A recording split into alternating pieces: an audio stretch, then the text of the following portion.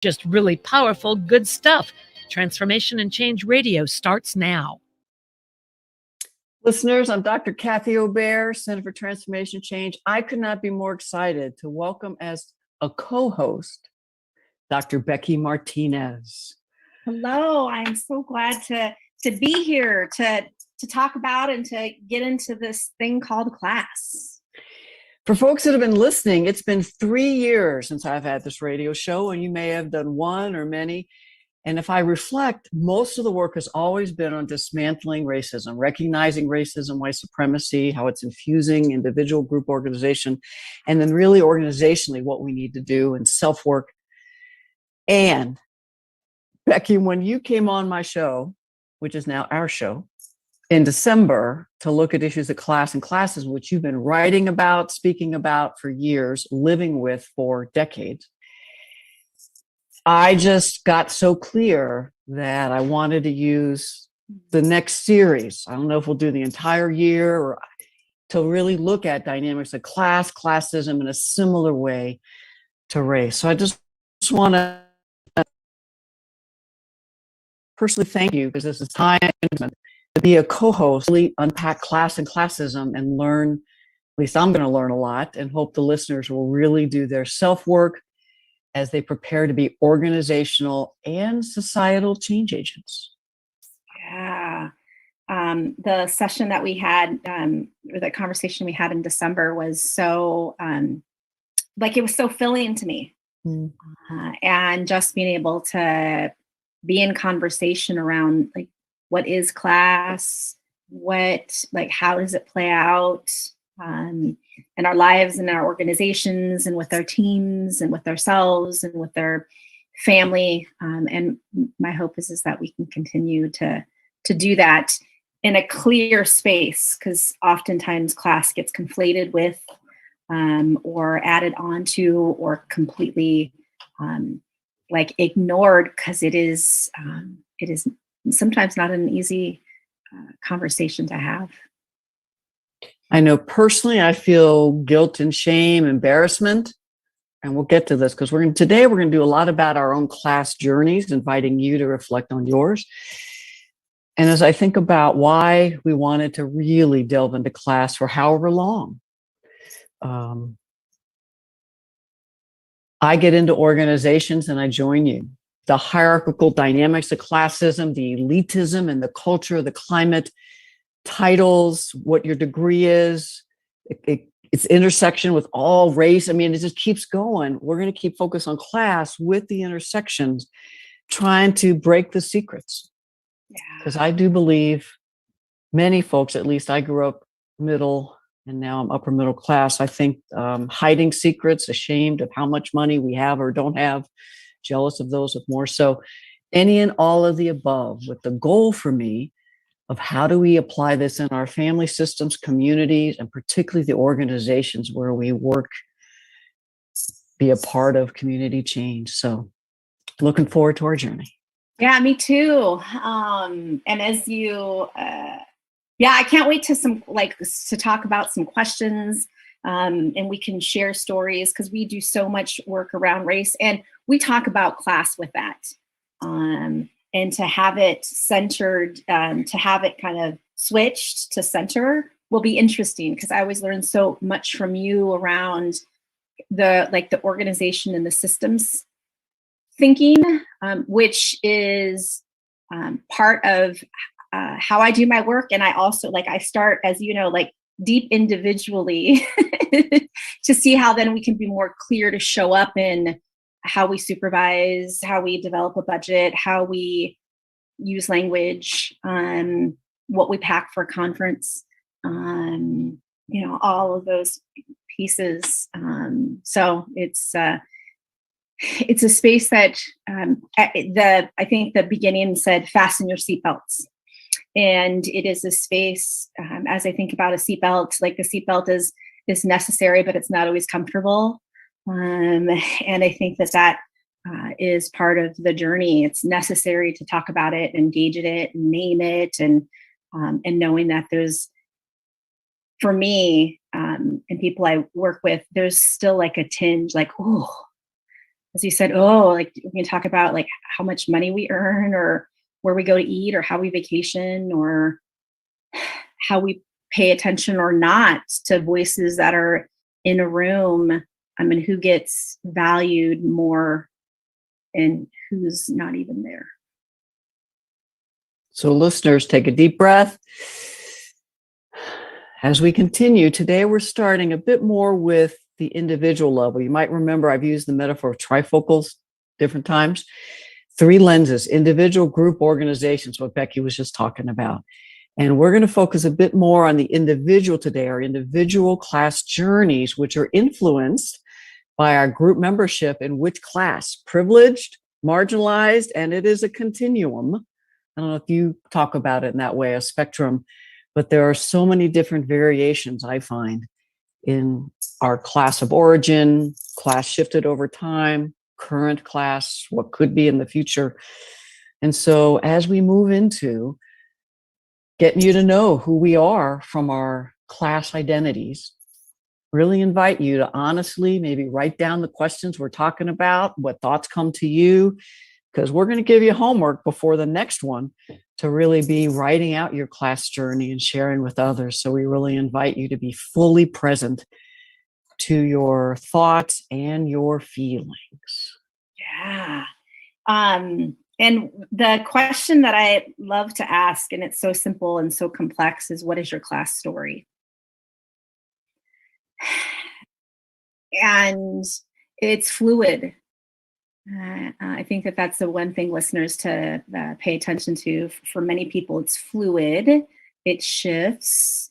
And there's probably the intersection of age and education, right, and disability, and and so know that that's, I think, that challenge sometimes with class. When I ask what's your class story, it's like, oh, where do I answer that from? So Kath, what's your class story? When you asked that, I remember it was into my doctoral work. So I was, I don't know, late 20s, early 30s when I did a weekend workshop on classism. And it was Dr. Felicia Skell, who actually, I believe, started Class Action. And over our series, I think we'll have folks who've been a part of Class Action. It's out of Boston. I know you're on the board, I believe. Incredible work they've done. But, one of the first questions was, when did you first realize there were people of different classes? And so when I was thinking about that this morning, maybe elementary school was the first time when I realized that some of the kids that were in my classes went home for lunch while I lived a long way away from school. I thought, half mile, but I had the money to buy. But as I think back, when my mom would drive through the neighborhood where I knew they lived, the houses were closer together, and we might have gone into DC for different reasons. I noticed row houses. And so I started to realize we were in a freestanding house, 3-4 bedroom with an apartment for a grandmother, grass, land. So I started to realize, oh, we have more access and income than some people. But then I'm like, when did I realize people had more resources? Because everybody where I grew up was middle class / a little professional class. And then when I got to junior high, I was like, oh, I started seeing people that actually had much more. They were up on the hill in Cheverly, Maryland, doctors, lawyers. And when I would walk up there, I'd see them in church. Clothes were different, sitting differently. And then the houses occasionally I saw were just so much bigger. So early, it's 12, 14 before I really started realizing there are lots of class differences. Yeah. Dr. Liu and his social class worldview model talks about referent groups. Mm. And that's usually, right, one of the ways that we cognitively can delve into class. So as you said, I didn't know until I knew. I didn't know that it was different, or that that my class was different than somebody else's until I had a group to compare it to. And so I love hearing that. And yeah, I think of my journey And there's lots of different referent groups. And like my class story is so much about, how I grew up and what we valued. And, my mom, so my mom grew up, I would assume like working middle class, farmer. So that adds another layer. And then my dad's side of the family, my grandmother grew up as a migrant worker and then a house cleaner at a hotel. And I didn't know that it was, they were loving, they were fun, they took care of us, they fed us. We all lived in the same town, which is good and bad. I lived on space, so I lived in a mobile home. But we had space, right? And so like the yard was the ranch and we could play and all of those things. And as I got older, meaning probably like 6, 7, 8, there was a definite distinction about how my grandmothers lived. So, and how they lived. So my mom's mom was able to stay home and didn't have a going to work job. She did a lot of work taking care of. But my other grandmother would get up early in the morning, would make a delicious breakfast, be able to make a stack of tortillas in that time it takes me for 2 hours to do that. And then she would go to work all day. And then she would come back and then she would cook dinner. So there was a definite difference in how they did work. And sometimes she would have to work on Thanksgiving and Christmas. And so we have to shift that. And her tree looked different than my other grandmother's. So those pieces are definitely part of my class story. And what that meant and what was valued or not valued. And then the referent groups, right? So those were my referent groups, but because they were part of the family, it was very different than when I would go to friends' homes, because then it was distinctly different because there wasn't the same connection. And, their homes were homes and, maybe a swimming pool. There was more than one car. Their attire was different. Class stories, they're so deep. And not simple or complex, because I grew up thinking poor, working class, middle. Even as I hear you, the intersection with education, I'm told that on both sides of my mom and dad's family, there were masters, doctorates, lawyer. I'm named after great aunt who was a lawyer, and then her father was a lawyer, a judge, though I think he might have been given it, but still prestige in me. And then on my mother's side, I think her father was a pharmacist. And I didn't realize till later she went to Washington University, which now that we've both been there doing trainings, we know was an elite. Now, it was in the same city. I don't know. And she lived on campus. She was in a sorority, but she never talked about that she grew up with more class access privilege than my dad, much less than we were living with. Because I would say that her growing up was probably much more upper middle class. Whereas when I was growing up, I knew that education was valued. My dad had a master's. He was an engineer, worked for himself. So he had the garage was his workspace. He also kind of worked for a corporation, I think, but I don't know. He was in the military, reserved by then. So he had sources of income and activity. And my mom would make some of our clothes. And I remember eating Spam and tongue. So I don't know if, because my dad worked for himself, that there were times when there wasn't as much money. His mother lived with us, and then at some point went into a nursing home, so there were costs there. So they never talked about money, which I think is either WASP or middle class or both. I don't know. So I never knew, but I knew we didn't have as much as other people, and I was always looking up at what we didn't have, as opposed to 60, 70% of the US, much less 90+% of the world, that had less economic resources than I did growing up. So. Yeah. Thanks for sharing. I mean, I've known you for years, and this is the first time that I've ever heard your story. Back at you. Yeah. So it's so I think that that's the lovely thing. It's complex, right? It's one of the reasons that people I think have difficulty talking about it. One, we're supposed to not talk about it, right? It's taboo to talk about like money, although we talk about capital in so many ways all the time. And then we're just not, so if we're not supposed to talk about it, then we don't know how to talk about it. And it just becomes this, like, how we navigate, but like that, how we navigate, there's values.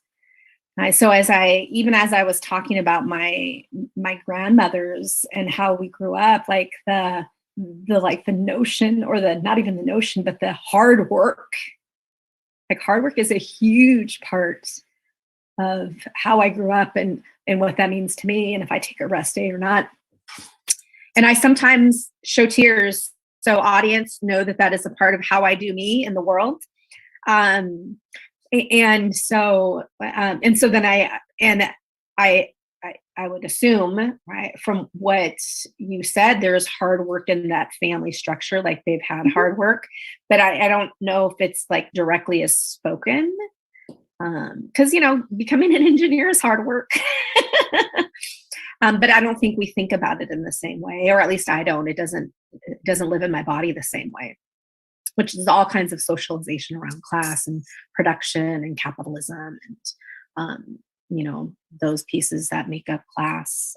So yeah, this notion of hard work is part of my DNA. And sometimes I think that DNA is a really good thing to pay attention to, and sometimes it doesn't allow rest. Right? Yeah. Just had an insight that hard work to me, and I wonder if other white middle class, so I don't know what the racial intersection is there, that hard work for me was study. Yes, I had chores, mowed the lawn, had inside stuff. I had time to play. So I think that might be a class indicator, is once my schoolwork was done, and then even the summers until I did babysitting in my teen years, but I didn't have to get a job and then have my resources go to support family. So working hard was, as I said, chores. And when I hear you talk about your grandma and others, hard work was 10, 12, very physical, dangerous labor. Because when you said migrant worker, we're talking chemicals, we're talking the abuse and the violence. So as listeners, what did working hard mean in your family? Might even be a way to have the team talk about. And then, Becky, I do relate to, I grew up thinking that my worth was my success. And so I don't know, I think that might be a middle class thing too, but that I might be because of woman, but I was only worthy if I was helping others, if I was supporting others, if I was working hard, producing. Whereas folks that were rich and living off their money were not helpful and useful. So somewhere I got that combination of, so I was proud to be working class, and I worked hard and I earned what I did, and I went to college and master's, and I worked hard and got a doctorate, but I was that individualism, because one of the questions you added was benefits, but also obstacles, that message that you're an individual and you get what you deserve. Back then had me judge folks that did not have as much. So folks that were poor, working class, I still struggle with the lazy, not working hard, alcohol, even though alcohol is my family, I'm a recovering alcoholic, they were the alcoholics, drug abusers. So just all this projection onto folks with fewer resources, and not recognizing the structures, the centuries, how the US was built on classism, capitalism, exploitation, genocide. Didn't learn that. And even till George Floyd was murdered, I didn't go in deeper to really understand more how classism, racism were really a part. Yeah. I'm always enraged when folks like are like, well, if they just worked hard enough. It's like, do you don't get it. So the notion again of work, right? And again, like very labor, what is the manual labor or physical labor that people put into their jobs? And sometimes that is how I will judge people because I know I do good work, and I know that like my work is helpful to the world. And I always say, and thank goodness for like people who are like, stop that narrative. Cause I'm like, yeah, but I don't work hard. Like I can sit in a chair and my back hurts from the pandemic, and but the labor is so very different. And my joints and my hips and my back aren't going to be needing surgery or in dire pain when I am 60 or 65. Unlike people who have been laboring, physically laboring. I haven't done any research on it, but I'm sure I could quickly pull up data around like what the mortality rate is for people who, have had white collar jobs and have had working class or blue collar or laboring jobs. Yeah. And how do we treat our like groundskeepers, right? And custodians and people who are making our spaces clean and pretty, and and are we paying attention to aches and pains, and do we allow maybe more breaks for them to like sit and rest and get warm because it's cold outside in some spaces, right? Like how do we even create times for them to be able to rest their bodies during a work day? I remembered I went to college, and literally the first day I started work in the dining hall. And so I'd be doing the dishes, sometimes serving food. And I just flashed that in the back making all the food were Black women who probably were born and grew up on the Eastern Shore of Maryland. And this was a private liberal arts college in Maryland. Besides hello, I'm not sure I interacted much unless they were directing me to do something. I was hanging out with the other middle, upper middle, if not rich folks who could afford to go to this liberal arts college. And I also was very aware that to be able to buy books, I was an RA for 3 years. I worked in the bar also at night. So to be able to have the kind of things so I could buy a few clothes to look like the folks, the boat shoes, that I was trying to be and look more class privileged than I was. Got some scholarships, my folks got out loans, but even that is another example of I kept looking up instead of realizing how much privilege and class I had. Because going to that liberal arts, well, first of all, I went to a private high school for 4 years. They desegregated Prince George's County. My folks decided out of, I believe, their racism, white supremacist beliefs, to not have me be bused to Bethune Junior High. And so the access, yes, they took out a lot of loans and maybe sold some lands that they had inherited from Maine. Again, class privilege. And all of that just shoots and ladders so that I just moved much more quickly from middle class. I wasn't yet upper middle class, but I was sure getting the cultural capital, social capital, educational capital. Yeah. I always get thrown when I am traveling and I'm in a hotel and the cleaning crew is white, because I'm so used to the cleaning crew being brown, and then Black and then white. That's usually how I experience it, and it could be because I travel in more places that have brown people. I don't know. It's usually women. It's usually brown women that are speaking a language other than English. And like, how do we humanize those people and just say good morning or hello or thank you? And that's the bare minimum. Like, that's a very low standard. And sometimes when I try to be in relationship with them, whether it's like a 2-minute conversation, they're not used to it. They don't know how to react to it. They're supposed to get their work done, so maybe it's frowned upon because they've got to get a certain amount of rooms done in a certain amount of time.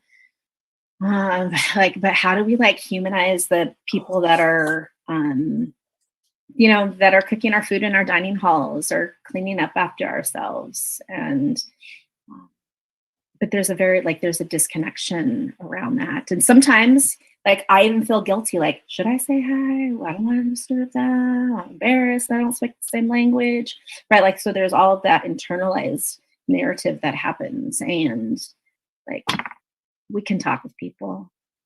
How do we make that to be a norm? Even in our, discomfort of staying in a hotel and what that means that people are serving or us. And even the word serving us is such a space. So we'll keep finding differences. I expected to be served. So whether it was a restaurant, like, we're paying money, service. So hotel, I expected. So that sense of entitlement, and I couldn't use that word till maybe, 5-10 years ago.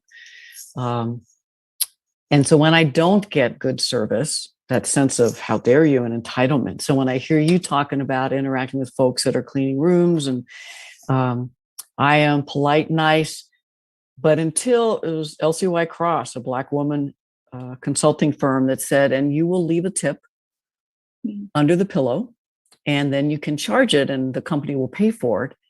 And so I started doing that. And then on my own, I started doing it, a couple dollars. And then someone who was much younger than me said, I leave $5. And I was appalled at 20 years. And now I leave that and more. And just my money is mine and I get to decide. I earned it. The other thing that you talked about that really, again, new thoughts is, again, class indicators is your time. Who gets to decide how you use time? And I wonder if you, quote, move up the class ladder, because I always, besides, babysitting, I could run my time, camp counseling, we had some structure, but I got to decide what to do. Dining hall, not so much. But as I went into residence life and university, I had lots of fluidity on how I chose my time. And so we're about to go to a break. I don't know if, this whole issue of freedom to work and decide how you do what you do. If you want to say any more about your own personal journey on that, and then we'll move to break. Time's such a big resource. And right. And so for some people, they have to clock in. Like, they clock in and out. And so their time is strictly monitored. For others, it's like, oh, I can take an hour and a half lunch, or I can go to an hour coffee meeting because I'm going to mentor somebody, or I'm going to have a meeting over coffee. And there's some energy and work and labor in that. And so I don't want to dismiss that. And there's a different way that we engage time depending upon where we work, how we work. And I think the pandemic has thrown some of that off, and people recognizing time valued differently. And there's still people who are at the grocery store that clock in and out and, have 10-minute breaks here and there. And so it's the both and of that space. And if we're responsible for leading people and supervising people, how are we congruent with how we say that they're supposed to spend their time? Or how do we role model and create policies that they could spend their time differently than what the structure is designed to do? Listeners, take a deep breath. We're going to take a break and come back to more conversation with Dr. Becky Martinez as we co-create and co-host. Any final thing you want to say before break? Because this is your first time. This is our first time going to break together. Yeah, I would say on your break, take a couple deep breaths and maybe jot 2 or 3 notes around what's your class story, whether that was when you're 5 or whether that was like 5 days ago. It's all part of it. We'll see you on the other side. All clear, ladies.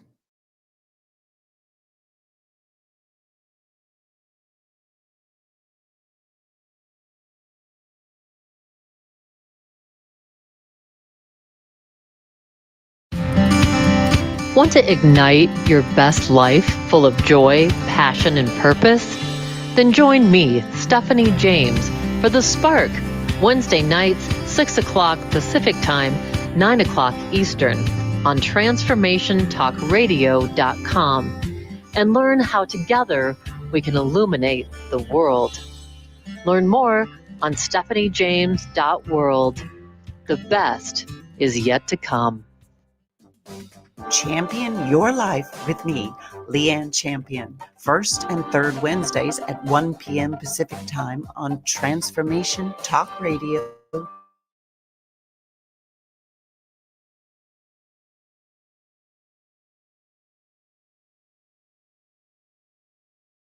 .com. Don't another minute feeling unfulfilled. Visit championyourlife.com and let's do this together. It's time to get your life back on Burn Bright Today with Jennifer Marcinelli. Tune in each month on TransformationTalkRadio.com. Learn to move from the darkness of burning out to the light of burning bright. Jennifer is redefining stress and the energetic causes of burnout, shining a light on process to get your life back. For more information about Jennifer and her work, visit burnbrighttoday.com. Are you feeling lost in this journey we call life? When you awaken the truth of your patterns, limitations, and beliefs, you can start to heal relationship with yourself, others, and your circumstances. I'm Ritika Rose, life coach, author, and speaker. My mission is to help you align with your most powerful, authentic self and transform how you experience your inner and outer world. Find the confidence and peace to live the highest version of your life. Visit ritikarose.com. Parenting isn't about perfection. I think we all know that. Parenting is about being present and honest, having compassion for your child and for yourself, communicating consciously and loving unconditionally. Tune into the Awakened Parent Project with Susan Dolce every first and third Tuesday at noon Pacific on TransformationTalkRadio.com. Learn to be an empowered parent through the techniques of the conscious parenting community. To learn more about Susan, visit susandolce.com. Healing has a ripple effect. One person's healing affects everyone around them. This is where the power of sharing our stories can be so important. Tune in to Playing on the Edge Radio with Megan Edge each month on Transformation Talk Radio, as Megan provides you with ways of sustaining radical and powerful changes in your life. Enact the power of radical change. To find out more about Megan Edge, visit her website at meganedge.ca.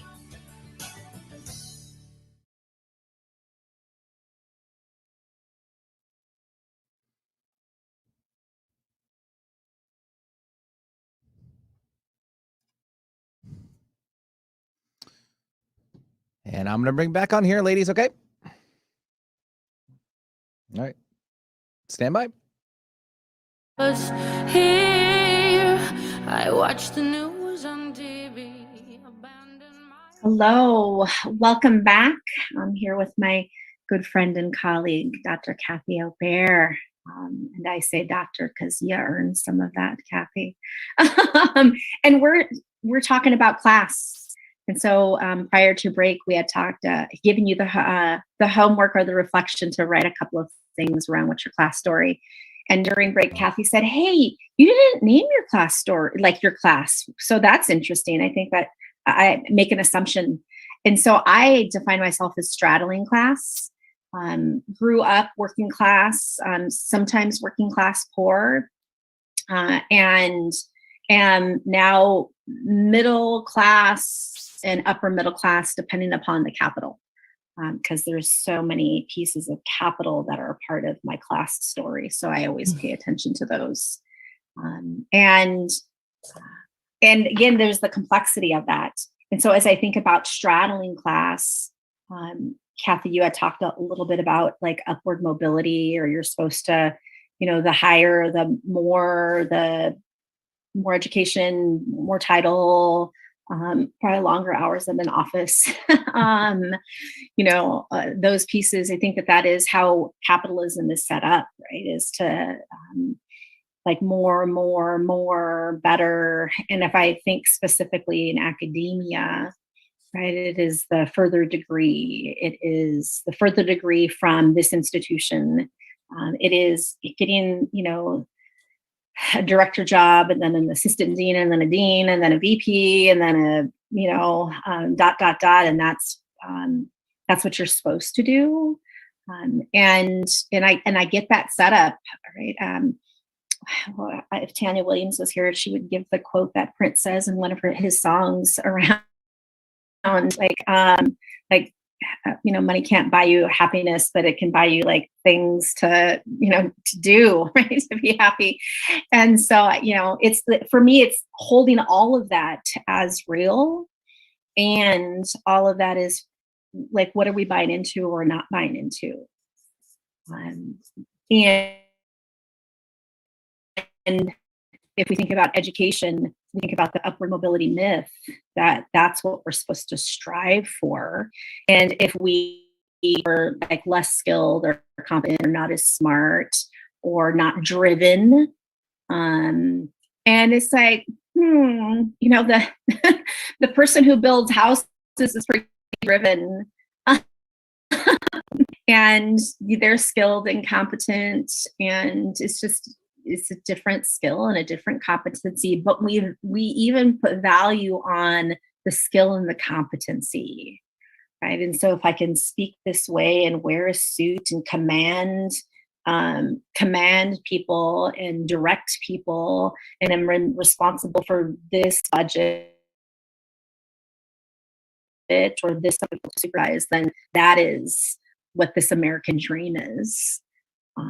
And some people don't have access to get to even that platform, and some people don't want access to that. And so I know some people who would much rather work outside, not in front of a computer, be able to get their body movement in, right? Feel accomplished in planting trees. Like, why can't we have that as a skill and a competency rather than put a suit on and run a meeting? And so even the value that we bring around what skills, competency, education, ways of knowing are. So that's a lot more than what's my class story, but that's part of my class story. Yeah. What are some thoughts about that, Kat? Well, I bought into all that. And my fear is that wherever folks' class of origin and shifting over time, how many of us still struggle with people that are rich or smarter, they're better risk takers, they deserve what they have. It's really only recently that I realized, not only historically, but today, folks with significant wealth and income earn it on the backs of so many folks who are working with so little money. I just thought I deserved everything I got or earned, as opposed to even my middle or upper middle class background and current lifestyle is still on the backs of folks who are making my clothes overseas, putting in chemicals, they're putting their lives in danger. I have to breathe when I really think about how I live this lifestyle, because billions are exploited. And so if that was too much for some folks hearing it, just keep breathing and keep coming back. The part of straddling, maybe a while I quote straddled middle class, upper middle. But I think when you say straddle, you're talking about poor, working class, middle class more. And I just think so many folk that we work with, especially college, universities, K-12, that's their life experience. And I don't know if you'd be willing to talk more about straddling. It is. And yeah, so one, there's the assumption that if we have particular, like if we work in academia, particularly, but I also think in some nonprofits or in government agencies. So there's, or even like, corporate, there's an assumption that if we work in there, that in particular positions, that our class of origin is middle class. So there's this assumption that, if somebody's a professor or if they're an associate director, right, or even a program coordinator, even. So again, class to language, right?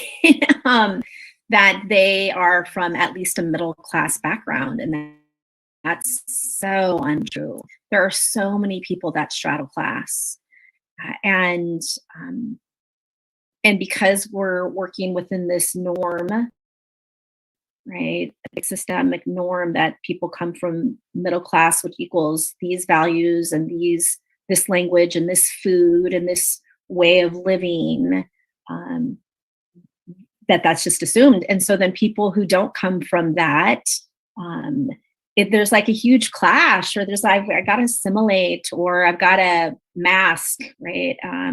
Or I've got to like monitor myself or be strategic and intentional in every damn thing that I do, which is exhausting, right? And so I can't even say damn, because it's unprofessional, right? And it's not what a woman says. And I mean, so there's like all of these layers. And how do we create spaces so that we can storytell, right? So that we can say we show up in a different value system. And so most days I can show up in a perceived middle class, right? That is how people would perceive me if they speak with me, if they know my name, that know that I have degrees, see what I drive. And that's not incorrect. Like that's a real assumption. And like there's this like deep within my body way of thinking and being that they can't see. And like I very much like I have these like working class values, again, of work or of ethic or integrity, which I'm always trying to talk with Jacob about, who's 10, right? He's my 10-year-old nephew, and he has grown up in a middle class plus life.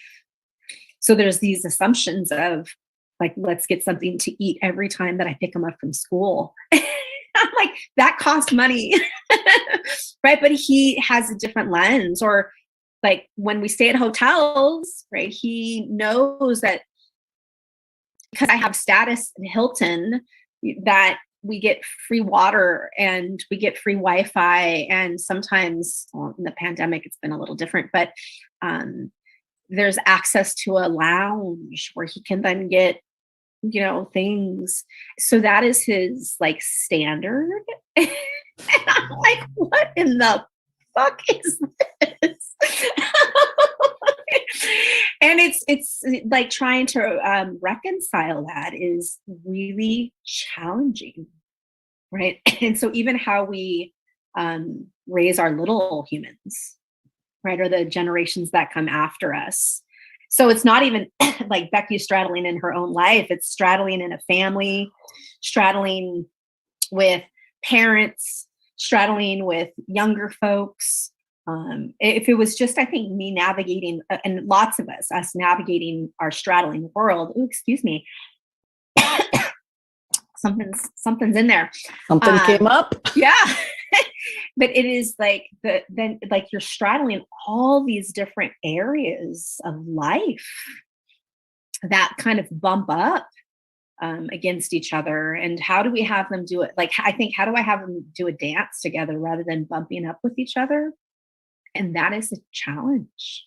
Who is Dr. Taurus Flaboda, I think, who I can't wait to have on the show, who some research, doctoral work on class straddling, if that sounds accurate. Yes. So I think that was the first time I'm like, oh, as a concept. And then to see how many folks, not only as you said in the workplace, but how many college students, folks at universities are straddling. I'll ask, who's first generation who grew up in a class other than where you are.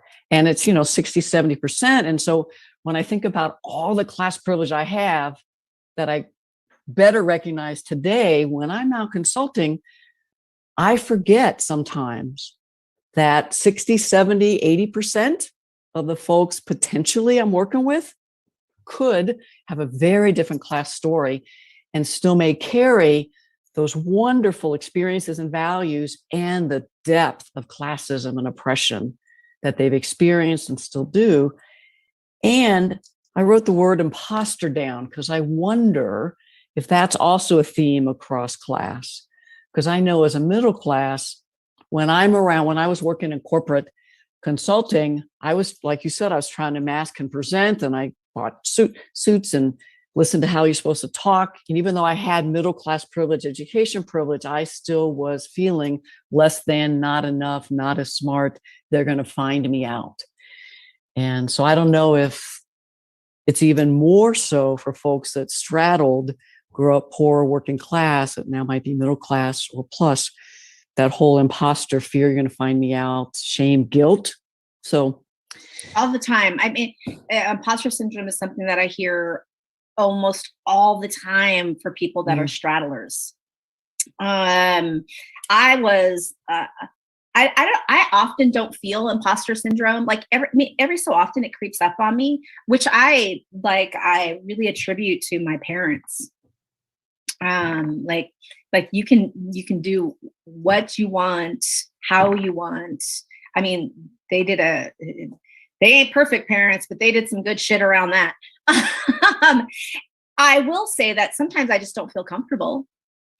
And I don't equate that to imposter. It's just like, oh, like I feel comfortable in this space or this space or this space. So maybe I've also been able to reframe that. Again, every so often it creeps up. And I think that I've done a lot of self-work around that. So I've had the opportunity to delve into that in deep, challenging, painful, joyous ways. Like, yeah, I'm not going to do that. I'd rather do this. How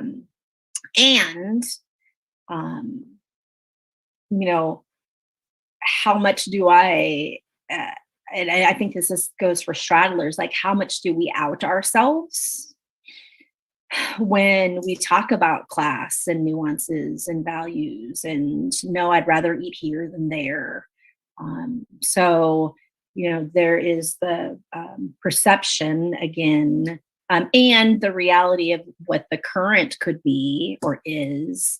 But there's also like another piece of us. And so, do I want to say something, or do I want to name a dynamic? Or do I want to say, yeah, I grew up in a mobile home, and stop saying trailer trash and laughing about it, right? Or do you just hold it in and just, it pains you, right? And so I think that there's these different ways of, imposter, like feeling like I'm an imposter. Not enough, not good enough. Because we have more people, because our thinking is to bring one or two folks each time, but maybe it'll just be us again, to talk a bit about their class journey and also how it manifests in their lives. And because as I'm hearing you, just the internalized classism, which may be very different given I grew up middle class / professional. You grew up, as you said, working class, sometimes working poor, farm. And internalized classism shows up in many ways, and how you've done more healing than I think I have. Some of my internalized classism, not only I'm not good enough, but also I'm better than. And so listeners, depending on, as you do the homework, journaling your class journey, sharing that on the team, maybe, or with people you trust in your family systems, friends, just begin to notice again feelings and thoughts, those questions of what did I learn? What was I expected to do? What you can't talk about. Yeah. You just have a few minutes left. Yeah. So I, on social media, on Facebook and Instagram, I didn't put this, and I think I actually put it on Twitter. I asked like growing up, what was a fancy restaurant for you? And it was such a beautiful thread. And there was so much class there. Most people I knew, and I knew most people were straddlers. And there was a lot of like Pizza Hut, right? Or we didn't go out much. And Dr. Mamta Akapati, she beautifully put in there, like, so she responded and she said, these are buried precious memories. And I was like, they are, but and so like precious memories, but also buried, right? Because it's not something that we are supposed to talk about, or that we've tucked in this little space. And I was like, oh, that's so good. And it was so much more than the restaurant. Like it was, we had to drive to go there, or it's when my parents were cutting coupons, or it was because I, was in a reading group and this was the thing that you got. And it was just it's so lovely and so deep, because it's so much more than the food and the story behind that. And so how do we cultivate spaces to unearth these buried precious memories that are of value to us, that have meaning to us, that bring us joy, that have helped shape what I want to, where I want to go eat and not have shame around it. Yeah. Healing processes, folks. Do your own journaling, and then we ask you to maybe notice. We call it panning. Pay attention now, PAN, observing, noticing TV, commercials, the news. I want to suggest, how much do you see middle class and upper middle class portrayed as the norm as you look at movies, books, magazines? So look at everything with a class lens, including your organization, policies, practices, interactions, how people talk about what they did on the weekends, maybe even winter break, vacations, when and how they go to coffee, if they'll just go to the cafeteria, or if they go to Starbucks for $8, right? So just breathe. Incredible healing. And some of your journey, if you're like me, will be realizing how you've participated and actively benefited from classism then and now, and make a commitment, like we did with racism, to be an ally and accomplish and a change agent to dismantle. Final thoughts, Dr. Becky? Take deep breaths. Notice markers and notice how you're feeling as you're panning, like what comes up for you in that moment. Because oftentimes that is what we're going to navigate from. Yeah. It's been awesome. So awesome. Choose bravery, authenticity, and courage. This is a long haul. We did 3 years on race. It's not enough. But if you've really been with us, I think you have lots of self-work and tools. Strap in, as you said, seatbelt. Seatbelt. Becky, thank you so much for just investing you as we are on this journey together. I'm Dr. Kathy Obear with Dr. Becky Martinez, Center for Transformation and Change Consulting. We'll be back next month with more and deeper. Any final word? Go find joy. Also, even in your class story, go find joy. It's right there. Go well these days.